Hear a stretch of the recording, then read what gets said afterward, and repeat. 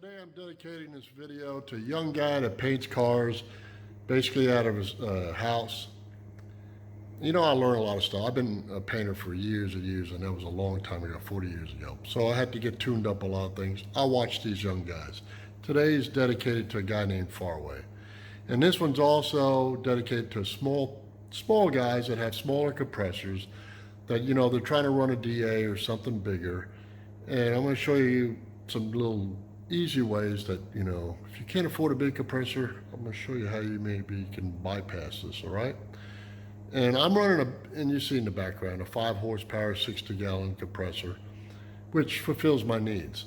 I'm going to show you another reason why I went the route I did and how this same simple type way, you can modify it, will help you, okay? Let me turn this around. Okay, here's my compressor, okay? Actually, that compressor is about 40 years old. Well, no, take that back, 35 years old. Still running, okay? Maybe they built things better back then, I don't know. It's 220, but I ran 3/4 inch PEX pipe, all right? I didn't buy a roll. You can buy a roll, they're cheaper, but it's hard to straighten out. So I bought the straights, they come in 10-footers. Then, coming out of the compressor, I have what's called a whip, I call it a whippet line. I went to my hydraulic supply place and they built me one. It was like 14 bucks. So it's flexible, okay? The couplings I used here, you see these? These are PEX connectors. Lowe's, Home Depot has them. These I think are called Evos. They're made by Tiger Shark. Only thing I don't like about them is once you connect them, these cannot be disconnected. The other ones, Tiger Sharks can, but they're a lot more money. These go in. I drilled a hole. Now let's show you how this will help you. We go from my mechanical shop that I have behind my house to my little paint booth, which is 16 by 30. Okay, commercial exhaust fan, all that. Lighting's not done yet. I'm still working on it. But what is that there? Oh, that's an air compressor without an air compressor on it, right? There's the trick. My line comes in from here. The 3/4 inch line runs down, comes into the compressor, and yes, before someone comments, there's a drain on the other side of the wall. Okay, but here's the deal. This was a 60-gallon tank that a guy had sitting behind his shop. The compressor blew up. He threw that part out. This was just laying around.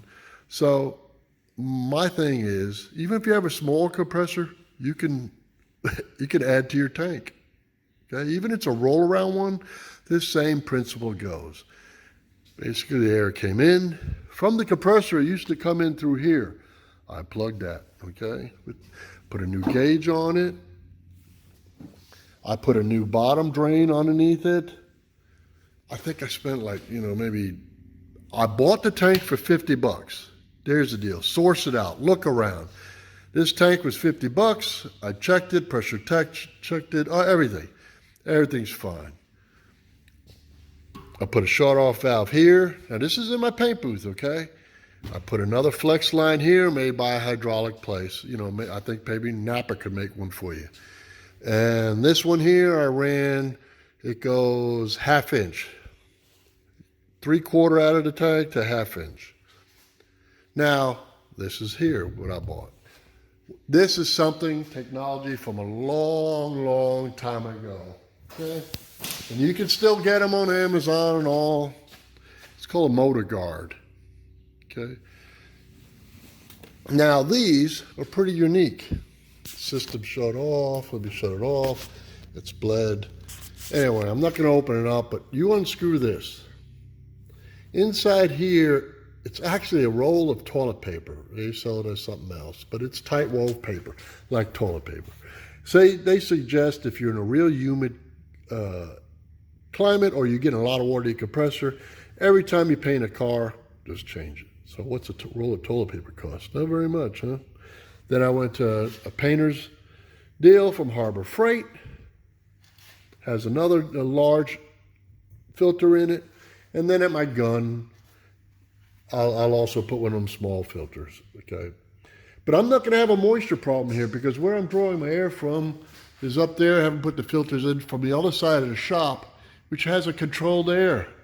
Okay, I've got a mini split in there, which if I want, I can control it to pull all I can pull all the humidity out of the air. So I'm not like someone working in Florida where your compressor's working double. Humid air coming in, plus compressed air, cooling, makes water. I really don't have that problem. And in here, most of the time when I'm painting, I'm going to be using over here. So I got 120 gallons of basically of air stored. If you're running, this will help you out. If you're running a small air compressor and you fill it up, your air compressor will last longer too because you got more air storage, okay? Running it from Harbor Freight to Diablo, lightweight hose, 3/8, and the kicker to all is this new thing. Everybody's running high volume air fittings. And you know what? I like them. That's what the picture of it says. They're made by Milton. They cost about $18.38 off of Amazon. It comes with 14 pieces. You get both male and females. You get two females. You get 2 males as far as couplers. So I put a coupler that comes into the filter right here and regulator, and then screwed in another one right there. Okay, so basically for 18 something I got that done. The hose wasn't very much money from Harbor Freight.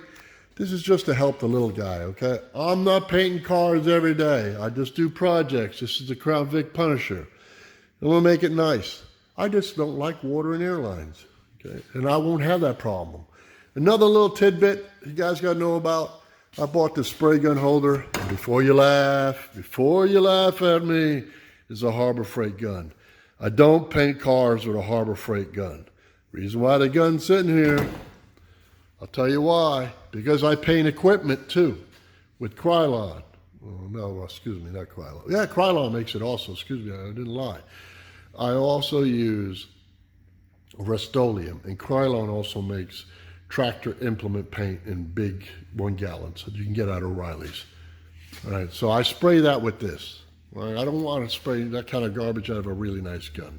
That's just me. Why should I use a $15 gun to spray it? If it doesn't last or whatever, I throw it away. I made enough money reconditioning equipment, bobcats and chippers, stuff like that. My cars, I use nice guns.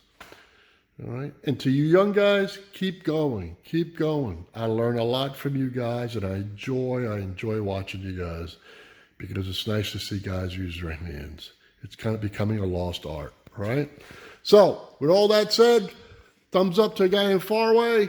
He's way, way, way, way far away, somewhere in Texas. And you know what I'll do? I'll put a link to his channel. He does very nice work.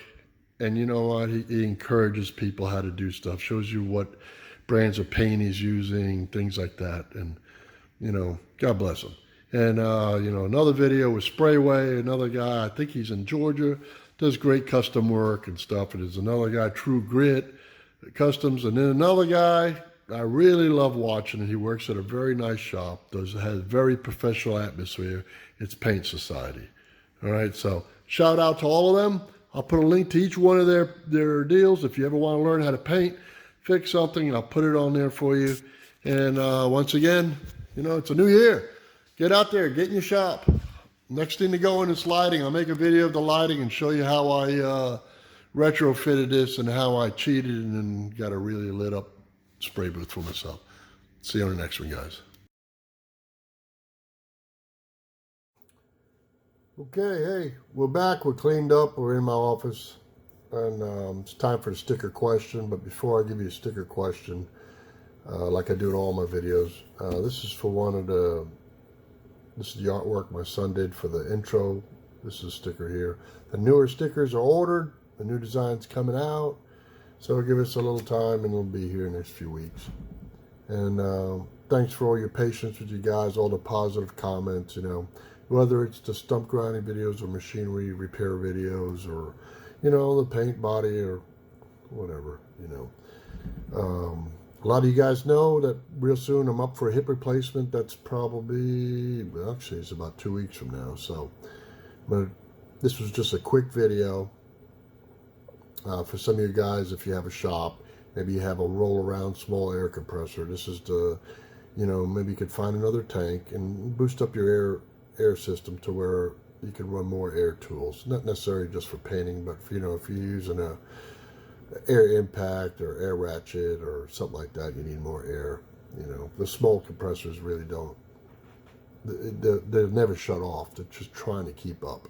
Anyway, besides that, okay, thank you all for the positive comments. I love you all.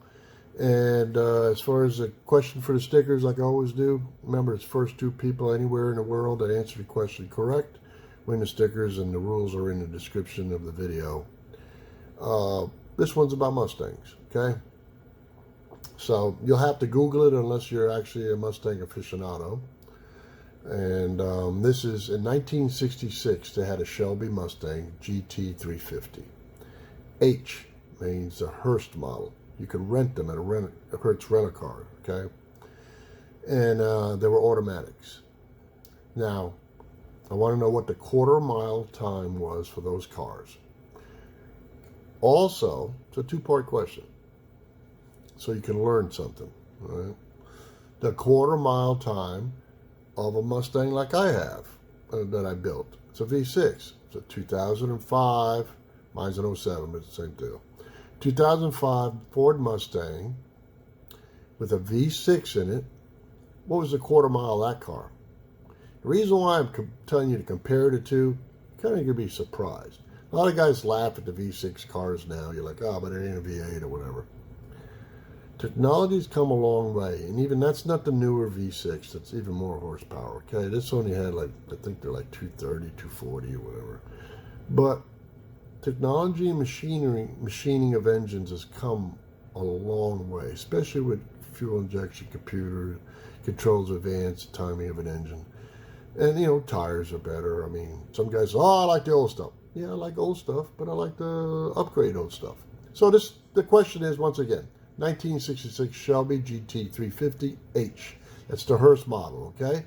Quarter mile time, I want to know that. And then that 2005 Ford Mustang, quarter mile time, V6.